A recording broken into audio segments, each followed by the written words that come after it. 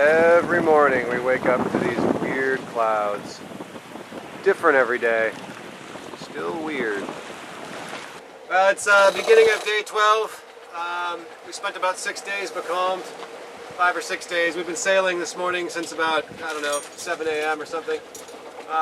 We've tried about every single possible sail combination, and right now we're got the big spinnaker in the air with the main. We're moving along. Everything's okay. The wind's back. It's going to build up, but right now we're trying to do our best to evade that stuff back there. It's a lot of lightning, kind of a front moving in. On the other side of that, some fairly big wind. The big wind we've been waiting for. And once we get that, zoom all the way to the Caribbean.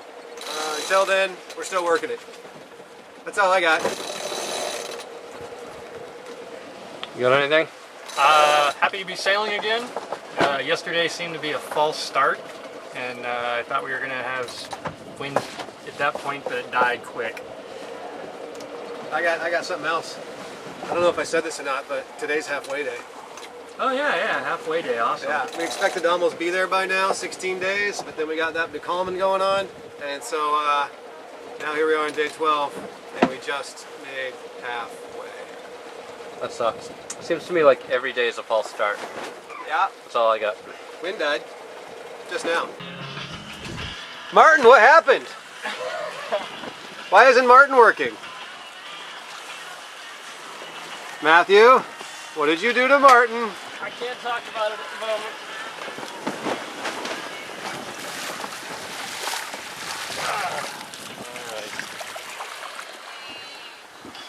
Care to explain yourself? No. Not at all.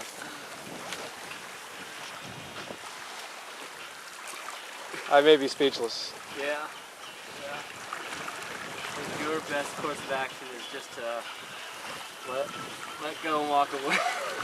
Dude, what the fuck? What's wrong there, genius?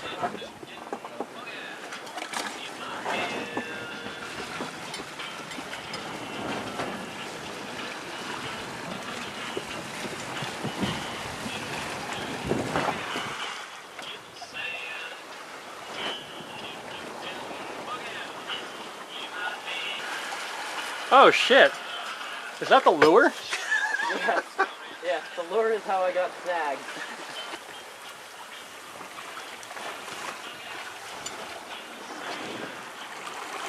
Basically, Martin is a beast.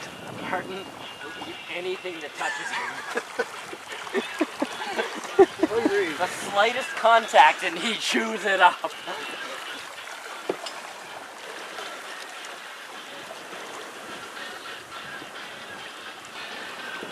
Just out of curiosity, Matt. Yeah. How fast did this happen? Pretty quickly. Did it go in slow motion, or was it just an instantaneous? No, it was like ah! Martin is a monster, huh?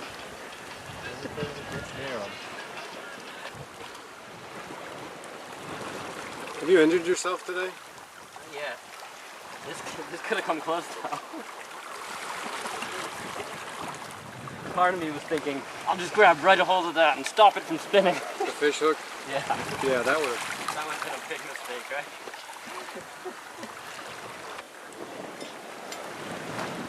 Make sure you throw it fuck this up. Okay? port side here and not starboard over the other two ones.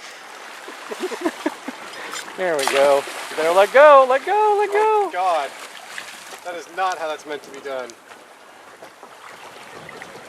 Just toss him in here. Just toss him up here. Up here, up here, up here. I know. Can you fucking give me some gloves or something? Oh! You motherfucker! Okay. Okay. I'm heavy. Sorry, the line is gonna cut me. It's alright. Okay, which one are we back to? We're back to this one. Yeah. Hold on one minute. Alright, we don't need to anyway. Ah, it's the bull. What's the gas? We just dropped it. This looks like the bull. It's a couple. We should probably let them go, you know, they mate for life. No, we're gonna eat it. Dude, this reel is smoked. Holy shit. Alright.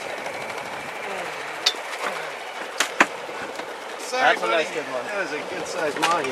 Yeah. Dude, we would have 2 of these. two of them though. So, I didn't actually open the duck yet. You want to just have fish tonight? I don't know.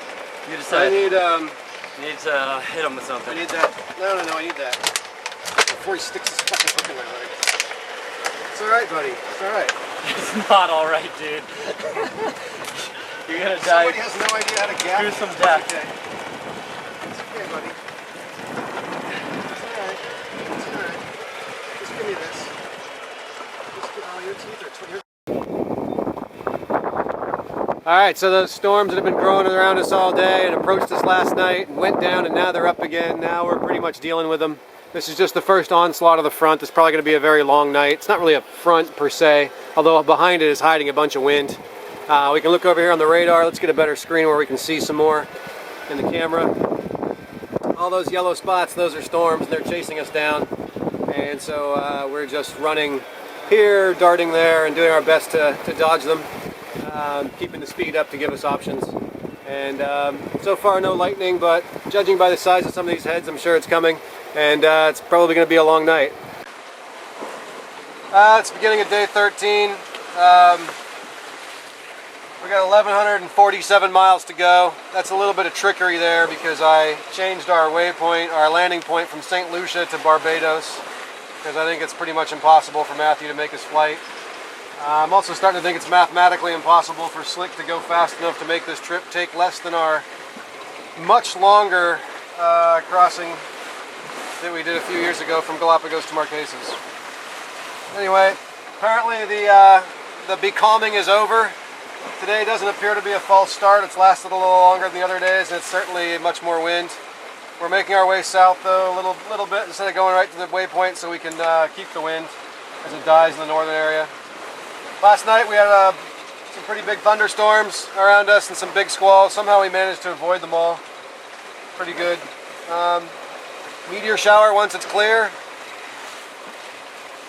Yeah, I don't know what else. We're sailing. It's good to be sailing. Anything over there? I got nothing. Oh, we got a big fish. Yeah, tell us about that fish. Big. There were two. Yeah, were they? I think they were a couple.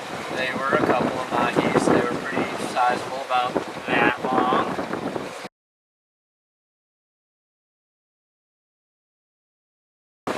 How about you? Feels good to be totally sailing like we are. Yesterday was definitely not a false start. It's been a long climb uphill though for us to get this gravity. Yeah, that's true. We also had to do some emergency engine maintenance last night at midnight. I mean, what other time would you have to do it other than, you know, in a high stress situation like the Straits of Singapore or something? Anyway, I'm guessing we got something in the neighborhood of 8 more days. I'm hoping 8 or less. We'll see.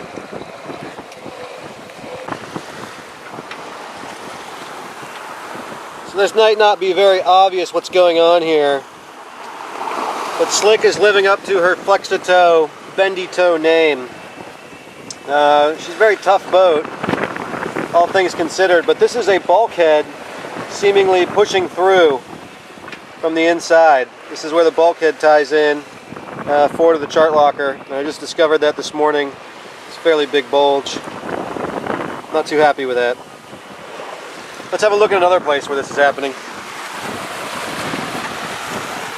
Up here, this one's been going on for years. Whenever I race the boat, probably the guy that I paid to tune my rig, in order to get rake in the mast, he really overtuned it. When I measured it, it was like 50% of the braking strength of the wires. You're really only supposed to tune them to like 15 to 20%.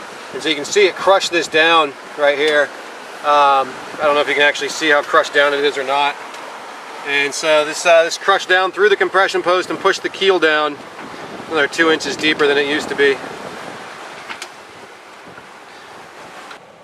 So when we come down and look a little further at the joinery, we can see right here, this used to be square up against this, so this whole thing is shifted over. Possibly even twisted. Maybe even, yeah, twisted, torqued. You can hear the creaking. On the other side. I'm not very happy with this, but I guess this happens to boats. I'm not too worried about it. I think we'll still make it home, but just can't push it as hard. It's an old lady.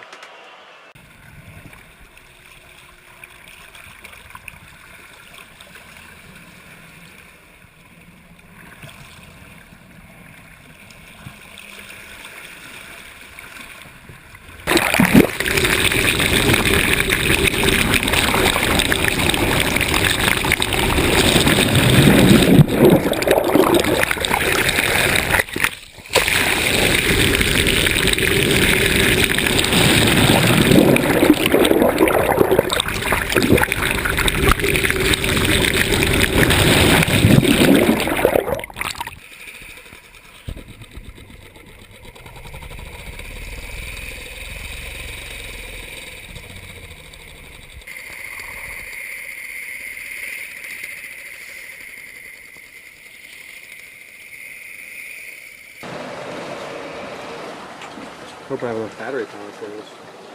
Nah, it just did it. Ah! It did when I wasn't looking. Now we're triple-digit midgets on this passage. We have 999 miles to go. It's the beginning of day 15, and the wind is filled in nicely. We've been sailing for more than 48 hours, which is pretty amazing for us in this passage.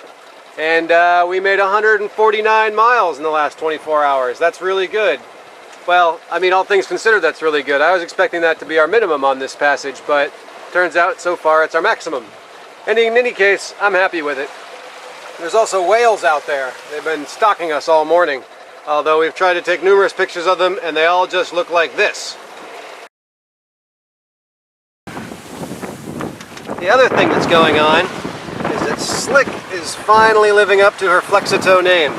She's an old lady, she's 30 years old, and this bulkhead seems to be starting to push out of the side of her, the cabin top. So I've marked it off, the ends of the cracks, so we can chase them to see if they grow. And then also I've put marks 50 millimeters apart so we can measure them and see if there's any strain going on and if they grow too. So we got to keep an eye on that, and hopefully it doesn't grow. How are you today? I'm doing well. That's it? No, that's not it. We've discovered Martin is a killer. He slices, dices, and does all kinds of cool stuff. So far, Martin's up 2 and everything else is down. He chopped up some seaweed earlier today, and not too long ago he decided to, well, tangle with Matt's pole. That's too bad. He's also protecting us from the whales. That could be it. What do you got? Nothing today. What do you got there, Matthew? Our sprouts are about ready. We had 4 jars that we started, if you remember. The soybeans did not make it. What happened to them? They escaped? I think we soaked them too long. They got a little mushy. A few of them grew, but not many of them, and they just turned to mush. I wouldn't say we. Oh, okay. I was going to say, take responsibility there, buddy. It's okay, we don't mind. Alright, since you guys don't do anything on board, I will take responsibility.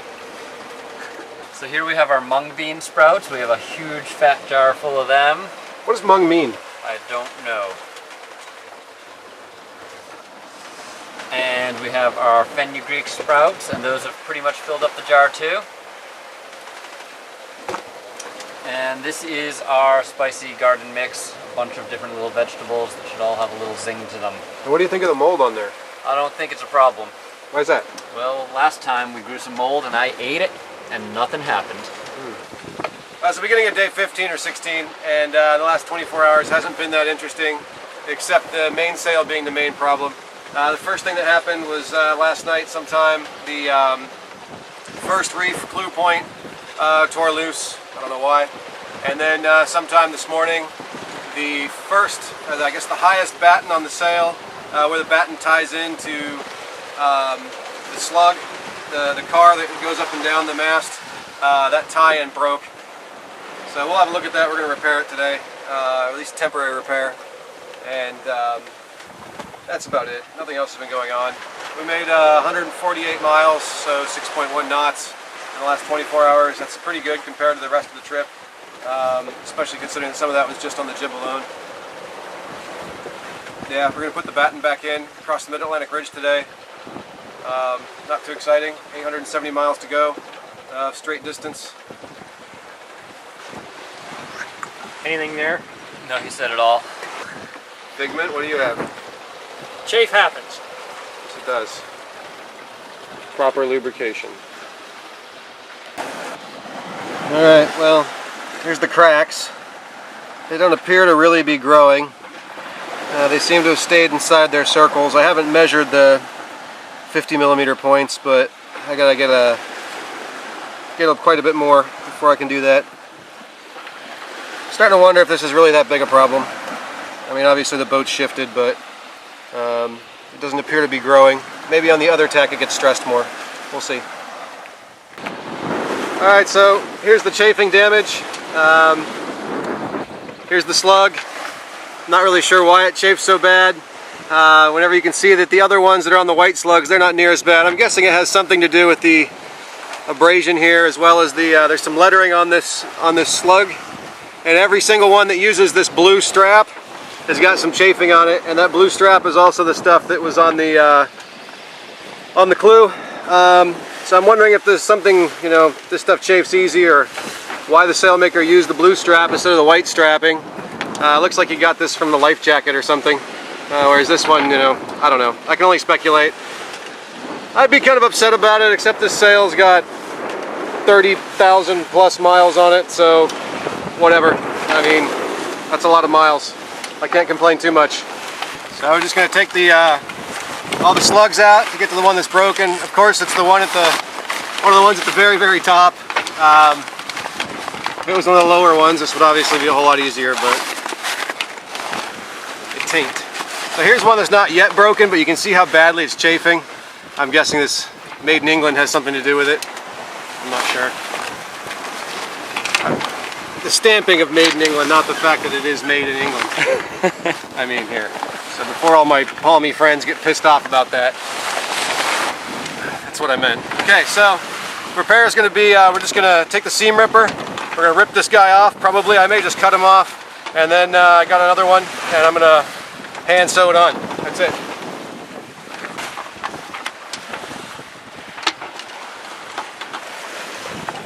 Hopefully this isn't a double-use seam to also hold the batten in. If it is, then we're probably in trouble.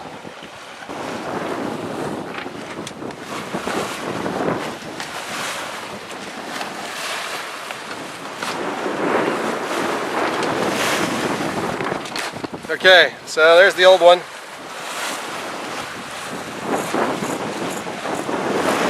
Probably not the right tool for the job.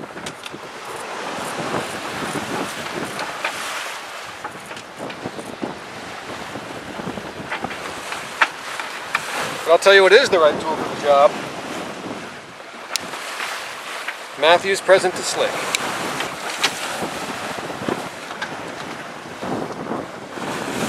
Here we go. It's going to go right there. I'm going to pretend that the distance doesn't matter because I don't think I can get it precise enough anyway. So in order to help me out, I'm just going to put a little bit of double-sided stick tape on here so it'll hold it like an extra hand.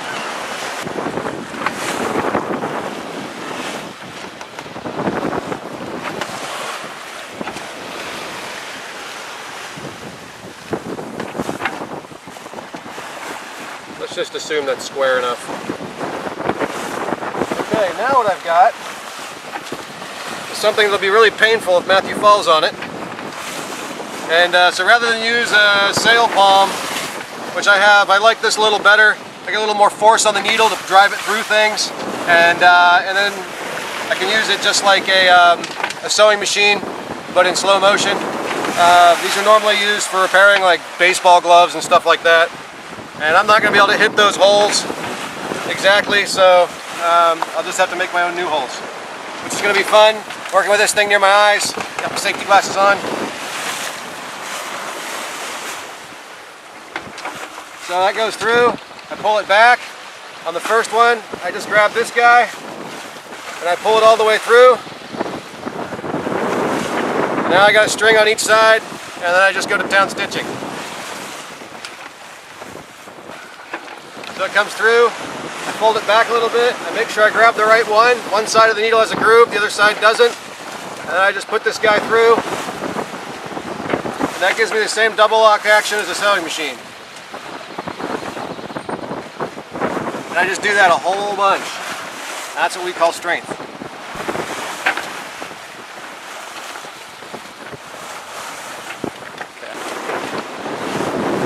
Alright, so now that we got this guy done, I'm just going to throw some hat hitches on here. And pretty much call it good.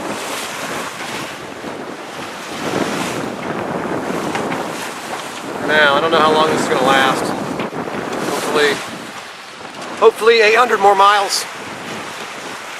Alright, and now what we got to do is just put all the slugs back on under here. It's really important to make sure that they go in the right direction because they can go in two ways. So you got to think about it. That's it. After this, we'll put the batten back in.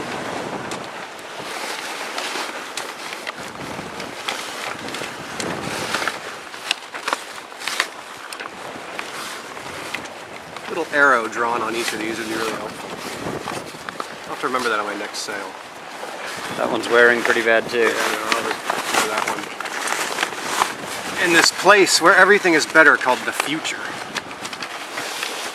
This is where the batten came out. I got the special batten assembly tool. I got the batten, which somehow we managed to save. I usually lose them. And so this guy slides right in here.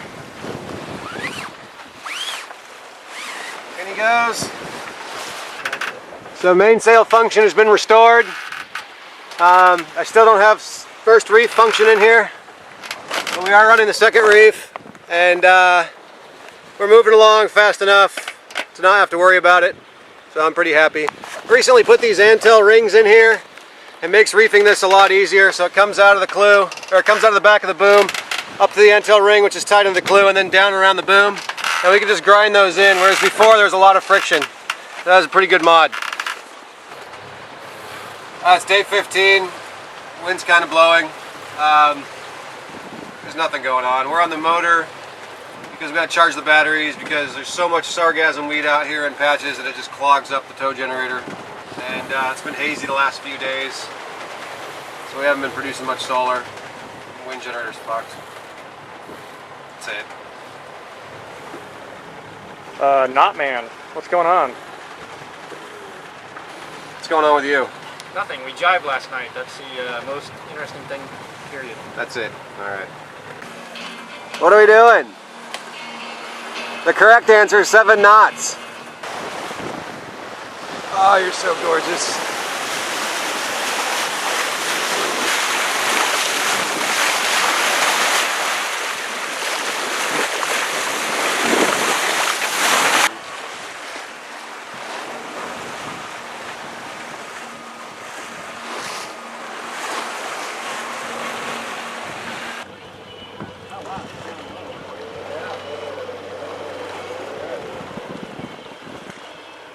For that Malaysian Airlines flight.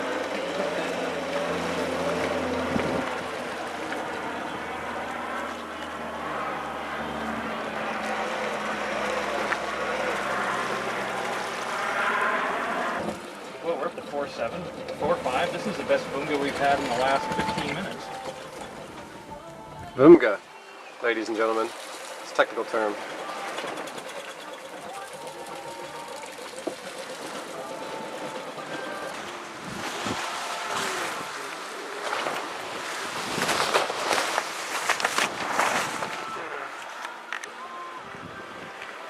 Hey Tim, what are we doing here? Oh, we're getting ready to take this spinnaker down. Once I got my line ready, it goes up to the bucket. It's pretty straightforward. All I got to do is walk up and trip the tack line.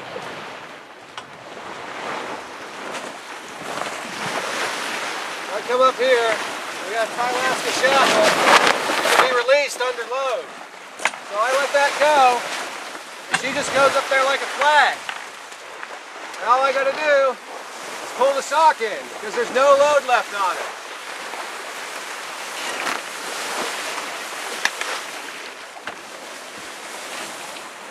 It's pretty straightforward, even though it's really calm conditions out here right now.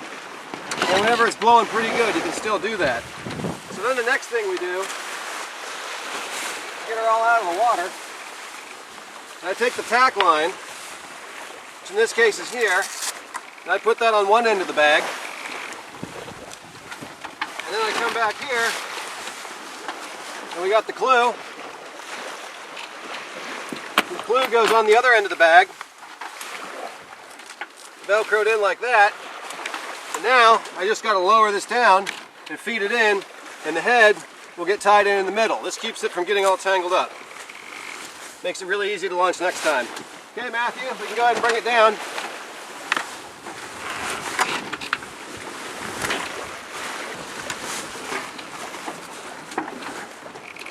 Okay, so now that we got it down, we take the halyard and we dress it off. Tell the guy in the back of the boat, halyard's made, Matthew, and he tightens that up. We take the head, and I just put it through here, keep it from getting lost. And then I can close the bag up. I got the furling line.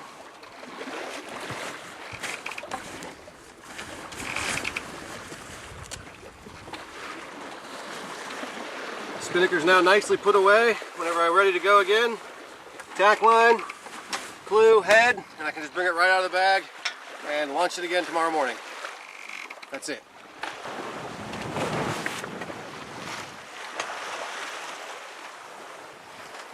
We put down 100 total miles yesterday. The first 50 of that was in the first 6 hours because we were flying along pretty good. If that wind would have stayed, we would have had a very nice day, but it died, so we didn't. So aside from that little bit of sailing, the highlight of yesterday was being buzzed by a P3. I guess they thought we were a submarine. It kind of looks like a periscope with sails. 6 more days at least, 660 miles to go. Pretty boring. What's for dinner, Cookie? Come on, you know the answer to this. Chicken something. What kind of chicken? Tikka something. Chicken tikka. Something. Chicken tikka something. Masala. Chicken tikka masala. Mr. Verbose? Trade winds suck. What are you doing, Matthew? Pulling Martin in. Why are you pulling Martin in? We're sailing. Martin's not doing anything. What do you mean? Martin is just dragging on his line. Why isn't he spinning? Seems like he's wearing a dress. What, Martin's wearing a dress? Oh, Martin, that's a pretty dress you got on there. Let's see Martin's dress. We got muscles. No, we don't. Hold up Martin's dress. Ah, Martin. Really? Martin, you look like you're wearing a hula skirt. Stupid Martin.